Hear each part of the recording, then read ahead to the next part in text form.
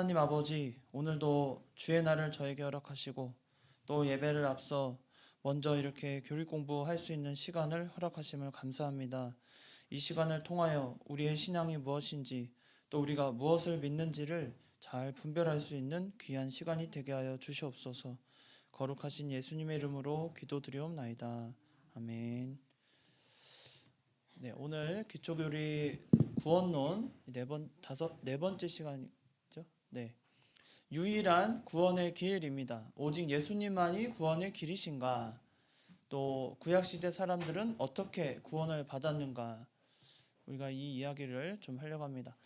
그 신신학자들은 산의 그 정상에 이르는 데는 여러 개의 등산 코스가 있듯이 또 가정마다 제일 좋은 어머니가 있듯이 모든 종교가 귀하고 또한 구원의 길도 여러 가지가 있다고 주장합니다. 특별히 제가 신신학자라고 표현한 것은 우리가 좀 경계해야 되는 여러 종교 좀 단체들도 있거든요. 특별히 요즘에는 그 대통합을 이루려는 그런 교단들의 그 움직임이 좀 있어요. 대통합. 그게 뭐냐면 교회 교세를 늘리려고 하는 그 교단들이 있습니다. 그러니까 교세가 늘어나는 거는 어떤 의미냐면 새로운 성도들을 전도한다는 뜻이 아니라 다른 교단에 있던 사람들을 아무 조건 없이 받아주고 우리 교단 사람으로 해주는 그런 인정해주면서 자기 교단의 교세를 키우는 거예요. 특별히 그런 일을 요즘에 하고 있는 게 이제 백석이나 좀 너무나 좀 조심스러운 그 조금 우리가 경계해야 되지 않나. 왜냐하면 이미 작년 가을에 그 여자 목사도 이미 인정을 했고 또 여자 목사를 세우는 일이나 또 받아주는 일이나 또 다른 교단에서 넘어왔을 때 원래 편목 과정이라는 게 있거든요. 이 교단이 어떤 진리를 그 정체성을 가지고 어떤 진리를 이렇게 사수하느냐 그런 걸 이렇게 1년이나 2년 동안 이렇게 목회 과정을 그 간이로 그러니까 뭐 청강을 하더라도 어쨌든 그 기간을 두고 이렇게 받아주는 예가 있었는데 이게 누구를 이렇게 뭐 말하자면은 목회를 못하게 한다거나 이런 의미가 아니라 그 교단이 가지고 있는 그 진리의 이제 정체성이라고 할까요? 그런 면들이 훼손되지 않도록 좀 지켜나가는 면이 있었어요. 근데 지금 백석에서 그런 결단을 내리면서 조금 더 위험하고 그러니까 아무나 오면 저 어느 교단 어디 아무개 목사예요 그러면 네 목사님 바로 목사님으로 받아주는 거예요. 아무 무슨 저기 뭐 살펴보지 않고 그러니까 되게 경계해야 될 부분들이 상당히 많습니다. 그래서 여러분이 좀 조심하셔야 되고 그런 신학자들 특별히 제일 위험한 게 WCC도 잘 아시겠죠?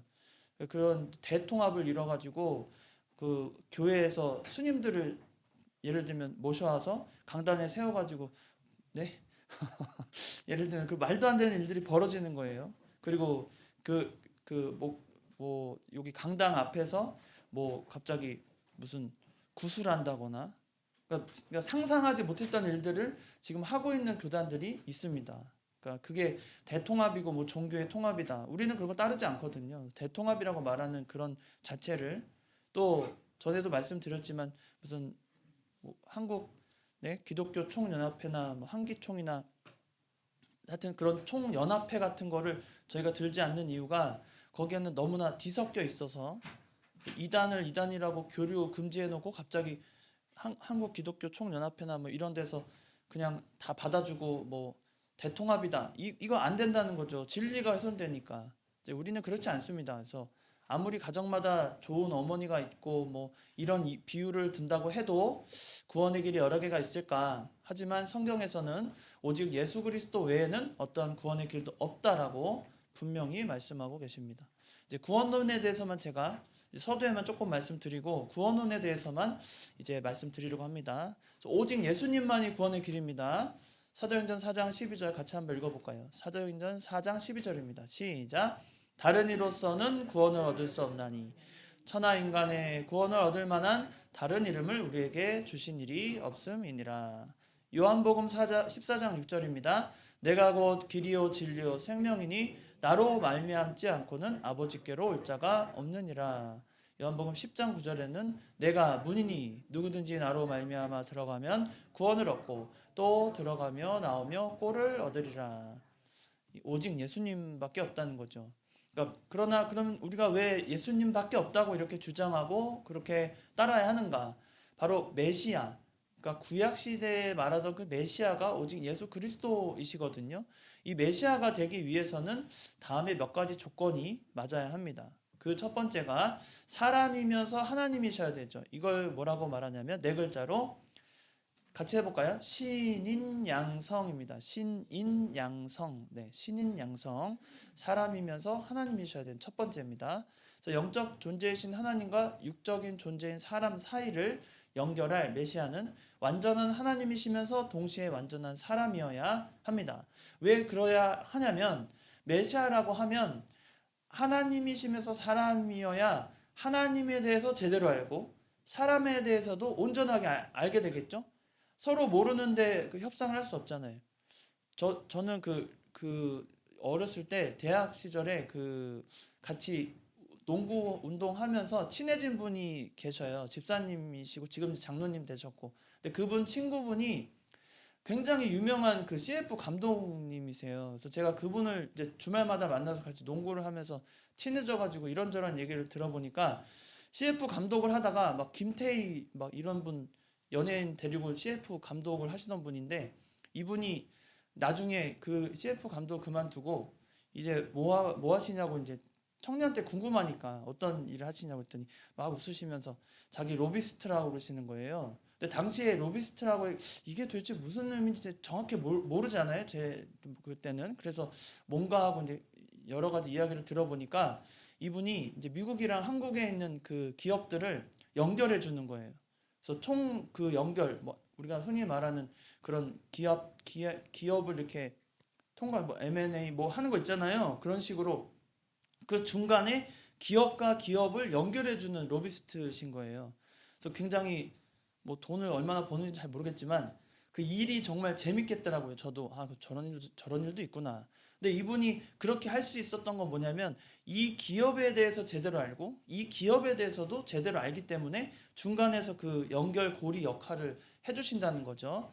그러니까 우리가 이 메시아라고 했을 때는 하나님을 제대로 아는 하나님이셔야 되고 사람도 제대로 사람이어야 이 중간에서 그 둘을 연결할 수 있는 아주 최적의 그 역할을 감당할 수 있지 않습니까? 그래서 예수님은 반드시 하나님이셔야 하고 또 사람이어야 하는 것이 분명합니다. 그래서 사람이시면서 하나님이셔서 길과 진리와 생명이 되어 주시는 겁니다. 예수께서 이르시되 내가 곧 길이요 진리요 생명이니 나로 말미암지 않고는 아버지께로 올 자가 없느니라. 우리 앞에서 살펴보셨습니다. 그리고 두 번째는 죄가 없는 무죄한 사람이어야 합니다. 왜냐하면 죄가 있으면 그 사람 스스로도 그 죄값을 치러야만 하기 때문에 죄인이 죄인을 위해서 대신 죽을 수가 없죠. 죽을 수가 없습니다. 주의 부활하심은 주의 무죄하심을 증거하는 사건이므로 예수님께서 무죄하신 하나님임을 우리에게 알려주시는 거죠. 이건 너무나 잘 아시는 내용이지만 사망 권세가 죄 없는 주임을 붙잡아 줄 수 없기 때문입니다. 그래서 사망 권세가 예수님이 부활하셨다는 것은 사망 권세가 예수님을 붙잡을 수 없을 정도로 왜냐하면 그 사망 권세가 붙잡는 건 그 사람의 뭐를 붙잡기 때문이에요? 그 사람의 죄를 붙잡는 거예요. 그러니까 죄를 붙잡을 죄가 없기 때문에 놓아줄 수밖에 없는 거죠. 그렇다고 해서 이 표현이 사망 권세가 그 마귀의 권세 아래 예수님이 있었다라는 뜻은 아닙니다. 오직 예수님은 하나님이시기 때문에 사망 권세 아래 있을 수가 없고 죄가 없기 때문에 거기에 붙잡혀 있을 이유가 없는 것입니다. 그러면 이렇게 물어보는 사람이 있어요. 아니 그러면은 왜 당장에 부활하지? 그러니까 십자가에 못 박히신 후에 바로 부활하지 왜 3일 뒤에 부활했냐? 이제 그렇게 주장할 수도 있겠죠? 그럼 우리가 어떻게 그러면 변명이 아니라 우리는 어떻게 변증을 하겠습니까? 그 부분에 대해서 3일 동안 예수님이 3일은 온전한 사람으로서의 육신의 고통과 그것을 체휼하신 시간이에요. 예수님께서 온전히 체휼하시고 죽음의 고통을 다 끝까지 겪으신 후에 그 모든 것을 완전히 회복시키시는 그 시간을 가지신 겁니다. 그 시간에 사망의 권세 아래 있었던 게 아니에요. 예수님이. 우리는 그렇게 받아들여야 합니다. 율법을 따라 거의 모든 물건이 피로써 정결하게 되나니 피 흘림이 없은즉 사함이 없다. 세 번째는 바로 대속적 죽음으로 우리를 위해 희생하셔야 됩니다. 히브리서 9장 22절인데요. 피 흘림이 없은즉 사함이 없느니라. 죄값은 반드시 죽음입니다. 우리가 기독교를 전할 때 우리가 왜 죽음에 이르게 됩니까? 왜 사람은 꼭 죽어야 됩니까? 그렇게 물어볼 때 우리는 뭐라 그래야 돼요? 그것은 죄의 결과이고 죄값이라고 말해야 됩니다. 그러나 그 죄값을 예수님께서 대신 짊어지시고 우리를 위해 다 갚아주셨다. 그렇기 때문에 당신은 예수님을 믿어야만 합니다. 이게 우리의 복음의 메시지가 돼야 돼요. 그런데 사람들은 얘기합니다. 나는 법대로 잘 살고 있고 나는 진실하고 나는 질서를 내가 회방한 적도 없는데 내가 왜 죽어야 되냐. 사람이 겪어야 될 운명입니다. 정해진 결과예요. 사람이 한번 태어나고 죽은 것은 하나님이 정하신 거라고 그랬잖아요. 히브리서 9장 11절이죠. 그거는 9장 11절에 사람이 한번 죽는 것은 택하신 거라고 그랬어요. 정해진 거예요. 피조물로서 창조주가 피조물에게 부여한 생명의 시간이 한정되어 있다는 겁니다. 우리 그거를 믿고 전해야 됩니다. 네 번째는 택한 백성의 죄를 위해 대신 형벌 받으시고 천국 입성에 요구되는 의를 위해 율법의 요구를 다 실행해야 됩니다. 율법의 요구를 다 실행하여 의를 이루시고 우리에게 주시는 이는 주님밖에 없는 거죠. 이것을 네 글자로 뭐라고요? 대행대형이라고 합니다. 대행대형.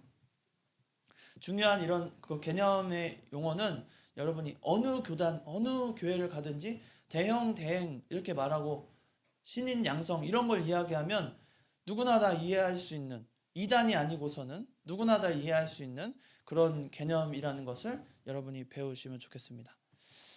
그리고 이제 다섯 번째입니다. 로마서 8장에 먼저 보시면 육신을 따르지 않고 그 영을 따라 행하는 우리에게 율법의 요구가 이루어지게 함이고, 네, 참고 문헌이네요. 사도행전 13장 39절을 넘어가겠습니다. 네, 또 앞에 할 일이 있어서 다섯 번째는 이제 메시아의 조건 다섯 번째는 아브라함과 다윗의 혈통이어야 됩니다. 하나님은 아브라함과 다윗에게 메시아를 약속하셨기 때문에 그 말씀을 지키시기 위해서 이렇게 우리에게 아브라함과 다윗의 혈통으로 예수님을 주신 거예요. 창세기 12장 2절 먼저 보시면 같이 읽어볼까요? 창세기 12장 2절입니다. 내가 너로 큰 민족을 이루고 내 이름을 창대하게 하리니, 이게 아브라함이 주신 약속이거든요. 그게 이제 확장되어서 너는 복이 될지라 하셨고, 그 다음에 15장 5절에 보면 여기도 한번 읽어볼까요? 시작. 여호와의 말씀이 그에게 임하여 이르시되 그 사람이 내 상속자가 아니라 내 몸에서 날 자가 내 상속자가 되리라 하시고, 이렇게 말씀하셨습니다. 그 당시에 아브라함 같은 경우에는 자신이 나이가 많아지는데도 불구하고 내 큰 민족을 이루게 하시겠다는 그 약속을 붙잡고 있지만 여전히 불안한 거예요. 그래서 집에 기르고 그 양육했던 누구요?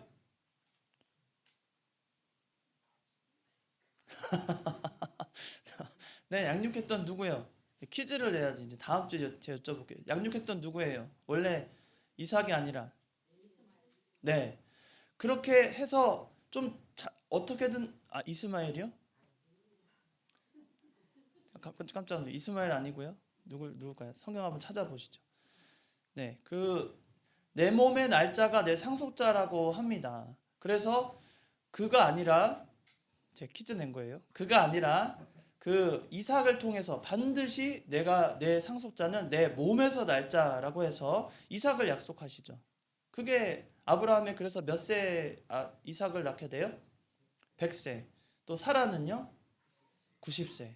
어마어마합니다. 100세, 90세 그 몸에서 날 자가 상속자로 세우시는 이런 놀라운 역사를 우리에게 보여주십니다.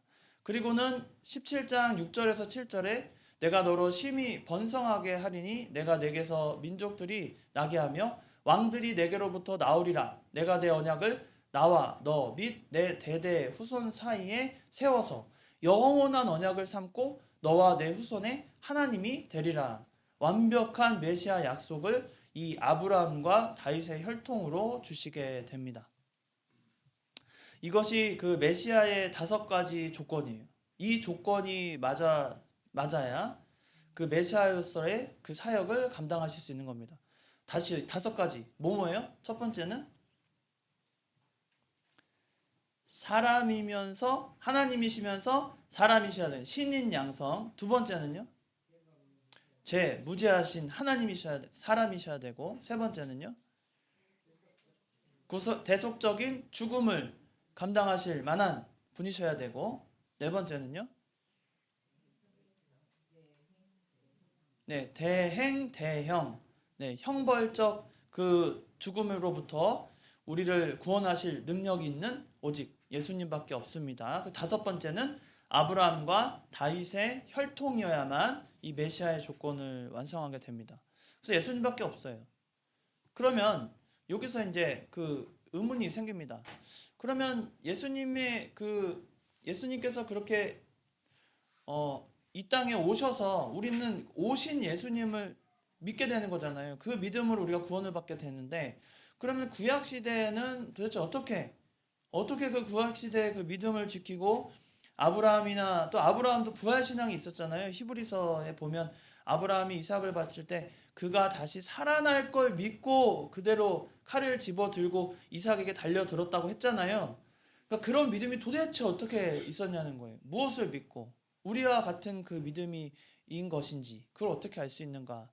그걸 이제 뒤에서 설명하려고 하는데, 그 이야기 전에 여러분은 그 이야기를 이해하기 위해서는 2가지의 언약을 기억하셔야 됩니다. 그 첫 번째가 행위 언약이고, 두 번째가 은혜 언약입니다. 이 행위 언약이라는 것은 아담과 처음 인간을 창조하시고 아담을 창조하신 후에 하나님께서 아담에게는 이 행위 언약으로 구원을 약속하셨어요. 그러니까 첫째 아담이 가지고 있었던 언약은 우리와 같은 은혜 언약이 아닙니다. 다시 말씀드리지만 아담이 가지고 있는 구원은 우리의 은혜 언약이라고요? 아니라는 겁니다. 행위 언약입니다. 그러면 이것은 뭐냐면 아담에게 있어서 그 행위 언약이, 이 뒤에서 더 설명을 드릴게요. 온전한 자유의지를 가지고 있었어요. 아담은. 그래서 아담이 자유의지를 가지고, 우리가 요즘에 자유의지라는 표현을 잘 안 쓴다고 전에 제가 설명을 드렸는데, 우선 쉽게 이해하시라고 자유의지라는 표현을 씁니다. 근데 자유의지를 가지고 있어서 온전히 하나님의 뜻을 이루어드리고 행할 수 있는 능력도 부여받은 거예요. 아담은. 그럼에도 불구하고 아담이 그 자유의지를 가지고, 이게 선택적 의지인데, 이걸 가지고 어떻게 했냐면 자기가 범죄를 한 거예요.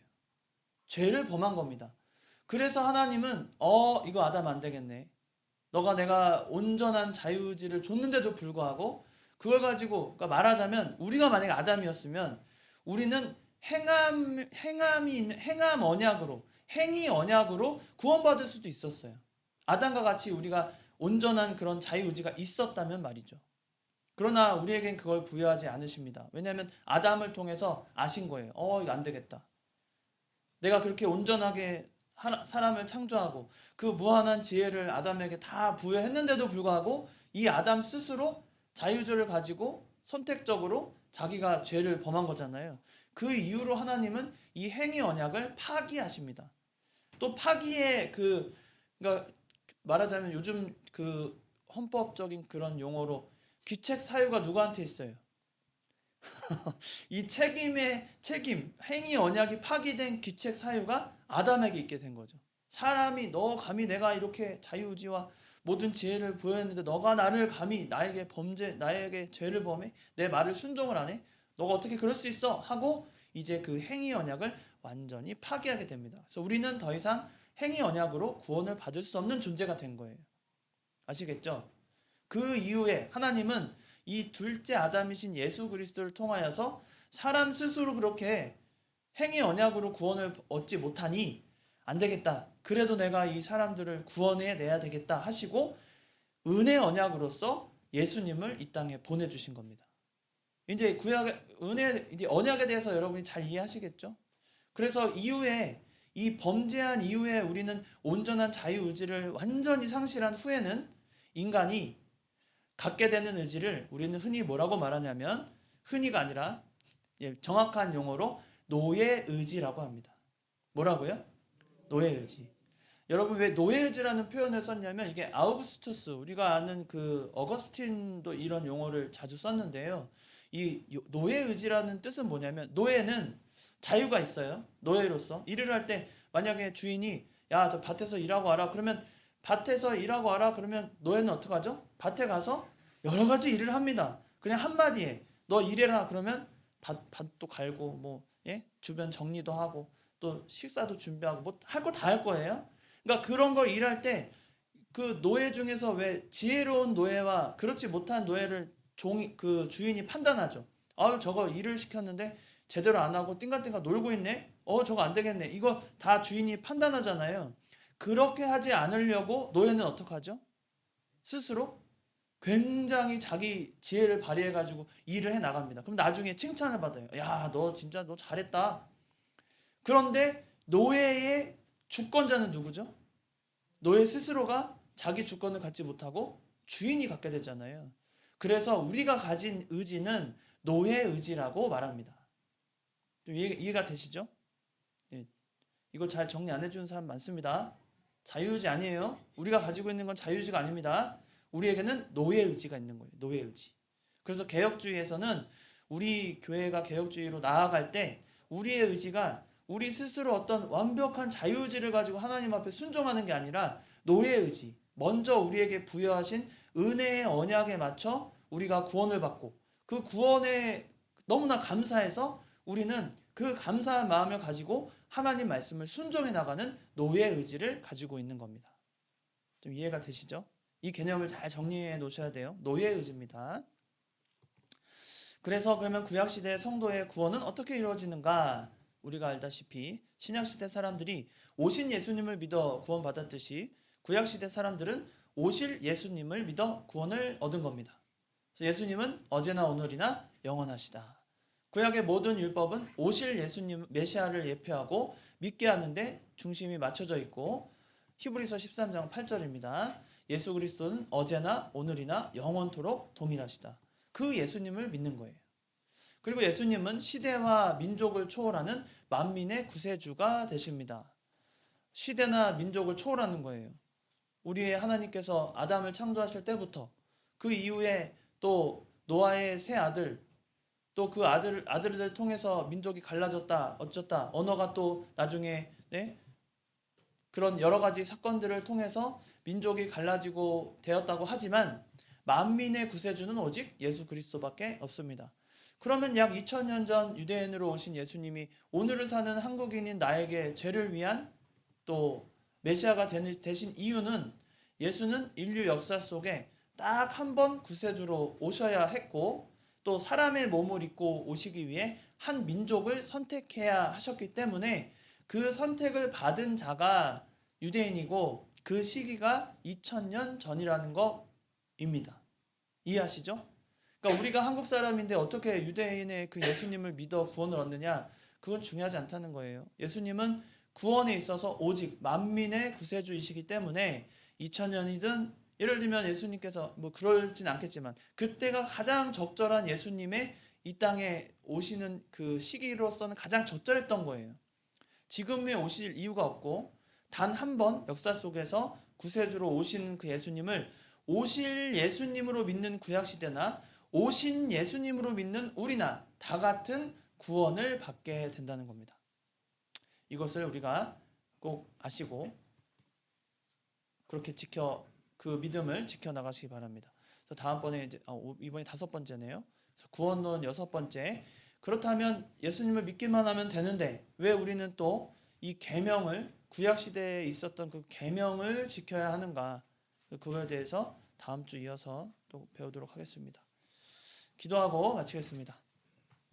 살아계신 하나님 아버지, 2000년 전에 예수님을 이 땅에 보내주시고 오실 예수님을 바라본 구약시대 사람들과 같이 오신 예수님을 믿고 우리의 구원이 완성된 그 사실을 믿고 바라보는 저희들의 신앙을 오늘 배우게 하심을 감사합니다. 하나님께서 특별히 아담을 창조하시고 그에게 자유의지를 주셔서 하나님을 온전히 순종하고 구원받을 만한 모든 능력과 지혜를 부여했는데도 불구하고 아담이 범죄함으로 말미암아 이제는 더 이상 행위 언약이 아니라 하나님께서 우리를 불쌍히 여기셔서 택함 받은 백성들, 하나님이 은혜의 언약으로서 예수님을 이 땅에 보내주신 그 은혜와 사랑을 감사를 드립니다. 우리는 행위로서 하나님께 온전한 구원을 이룰 수 없사오니 불쌍한 저희들, 또 이렇게 미련한 저희들, 하나님께서 긍휼히 여기셔서 이렇게 선물과 같이 우리에게 은혜의 언약을 베푸심을 감사합니다. 우리는 노예의 의지를 가지고 주인 되신 예수 그리스도와 하나님을 바라보며 그의 순종에, 그의 명령에 순종하는 삶을 살 수 있도록 하나님 늘 우리와 함께하여 주시옵소서. 우리가 믿음이 없을 때마다 하나님 이 말씀이 또 생각나게 하시고 이 가르침을 기억나게 하셔서 오직 메시아 되신 예수님을 바라보며 우리의 믿음이 흔들리지 않도록 하나님 늘 우리와 함께하여 주시옵소서. 거룩하신 예수님의 이름으로 기도드리옵나이다. 아멘. 마쳤습니다.